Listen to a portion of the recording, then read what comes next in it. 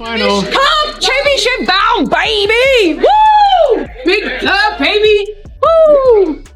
The year, man. It got a little crazy out there, but we made it through. We're gonna keep stacking the day, so see you in the championship. Bow, bow, bow! Let's go! June 17th wasn't just another game, it was about settling the score. Remember May 30th, when Jacy Sheldon and the Connecticut Sun left Sophie Cunningham and Sydney Colson hurt on the floor? The questionable plays went unpunished, but the Indiana Fever didn't forget. Then, during this rematch, Sheldon poked Clark in the eye, and that's when everything changed. What followed showed exactly why you don't mess with Clark's teammates. Sophie Cunningham was about to deliver one of the most satisfying flagrant fouls you'll ever see. If you support the Fever, drop a comment below, CC and Spicy Sophie. Let's go. Chippy the last time these two teams faced off too. Sophie Cunningham suffered her ankle injury in that game, but in addition to that, she actually had part of her front tooth knocked out. She made contact with Jacy Sheldon as Clark knocks down the triple. But what people don't talk about enough is how hard you have to work to be able to be that good.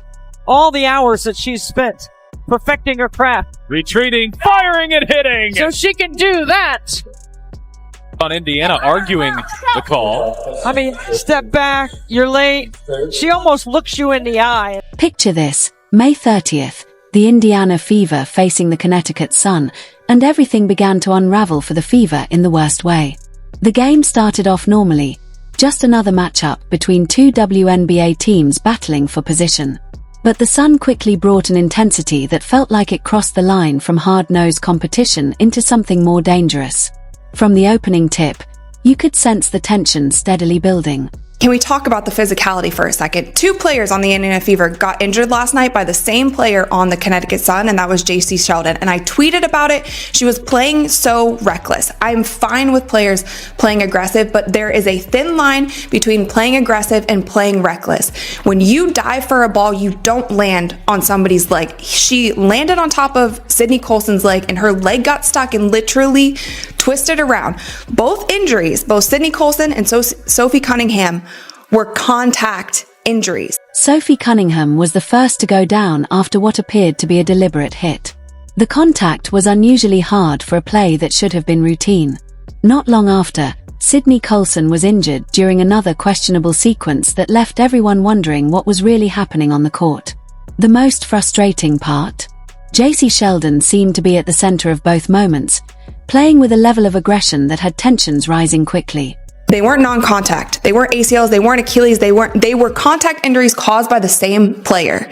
And this kind of physicality that the WNBA they brag about. They say it's always been a physical league. That's just the heart of the It's not good basketball. And we've seen so many injuries. Paige Becker's out with a concussion. Rakia Jackson was out with a concussion. All of these injuries are contact plays. We've seen Clark last year get chucked to the ground. We saw Angel Reese get clothesline chucked to the ground. The players continue to do it because the refs are allowing them. Why wouldn't you keep doing it if you're a physical player? This is where their college history becomes important. Jacy Sheldon and Clark had been battling ever since their Iowa Hawkeyes women's basketball versus Ohio State Buckeyes women's basketball days. During college, Sheldon consistently made it her goal to get under Clark's skin whenever they met. She shadowed Clark all over the court, bumped her on screens, and chirped during dead ball moments.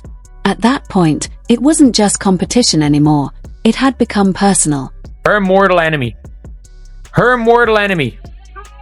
Took out a player. Jacy Sheldon. Clark's mortal enemy. Jacy Sheldon. The referees that may seem to let everything slide, almost as if they were watching a completely different game. Hard fouls went uncalled, and dangerous plays were ignored.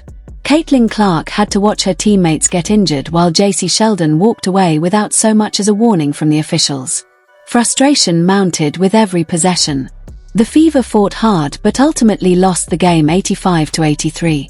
More importantly, they lost two key players to injuries, Sophie Cunningham and Sydney Colson, injuries that might have been prevented if the officials had properly controlled the game.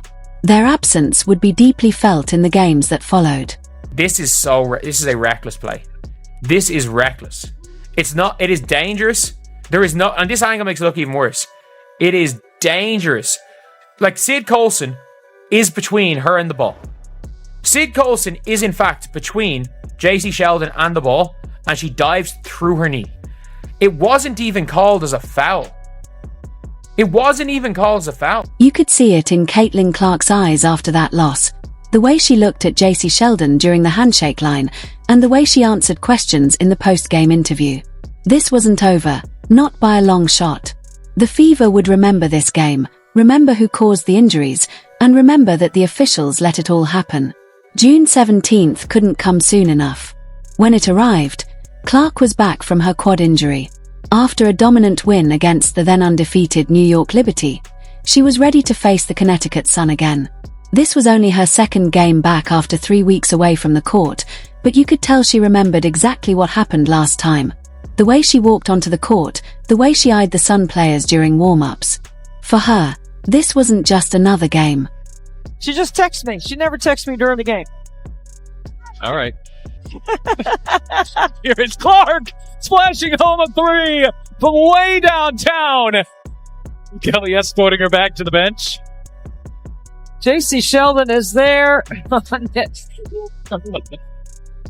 with her hand in her face. The game begins with that familiar tension hanging over the court.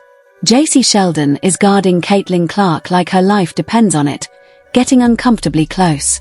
She shadows Clark on every possession, bumps her on screens, and does all the little things that make basketball messy. It's the same aggressive style that injured Sophie Cunningham and Sydney Coulson back in May. Everyone in the arena can sense that something is about to happen. Caitlin Clark are talking to the official. They're both going at it saying, hey, oh, there's a little extra right there. Uh-oh. Then Marina steps in to protect JC. By the third quarter, the moment that would change everything arrives. Caitlin Clark is bringing the ball up the court when Jacy Sheldon comes over to defend. What looks like a steal attempt quickly turns dangerous. Sheldon's finger makes direct contact with Clark's eye. The impact is immediate and unmistakable, and you can see Clark's head snap back from the hit. Third quarter we go. They're trailing by 10. Keep an eye on her and Jacy Sheldon. Clark trying to back her down. Here's if Clark is okay. Sheldon, that was Clark, hitting her in the face. Clark is upset about that. Then everybody's upset about that. Marina Mabrey comes in. She decks Clark, tempers flaring on both sides. Caitlin Clark immediately grabs her face, a mix of pain and anger flashing across her expression as she realizes what just happened. She squints, trying to clear her vision, but her mind is focused on more than just the physical pain. This wasn't an accident. It was the same player who had injured her teammates, now targeting her with the same dirty tactics that had gone unpunished before. Clark reacts like any fierce competitor would. She pushes back, literally shoving Jacy Sheldon away after the eye poke. It's a natural human reaction. Anyone in that situation would do the same. The crowd erupts, fully aware of what just happened. But, as often happens in these tense moments, the referees are about to make the situation even worse. I mean, is that displacement? I think it is. Oh, and Marina Mabrey is going to get ejected. If the officials saw that, Marina Mabrey is going to get ejected. Well, they're going to go and look at it. Look at Mabrey. She's got a scar on one side, a scratch on one side of her face, a scratch on the other side. It's not from the game today. I asked her about it. She's always in the mix. There's a lot of contact here.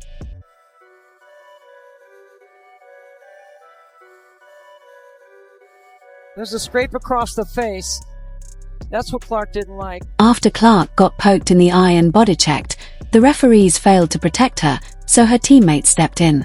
Sophie Cunningham delivered a hard, intentional flagrant foul on Jacy Sheldon, sending a clear message. Nobody messes with the Fever. The scuffle led to 3 ejections, but the point was made.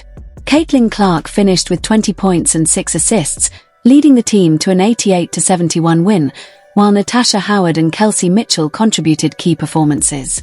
This wasn't just a win, it was a statement that the Fever protect their own. The victory sent them to their first ever Commissioner's Cup final and showed the league the power of loyalty and teamwork.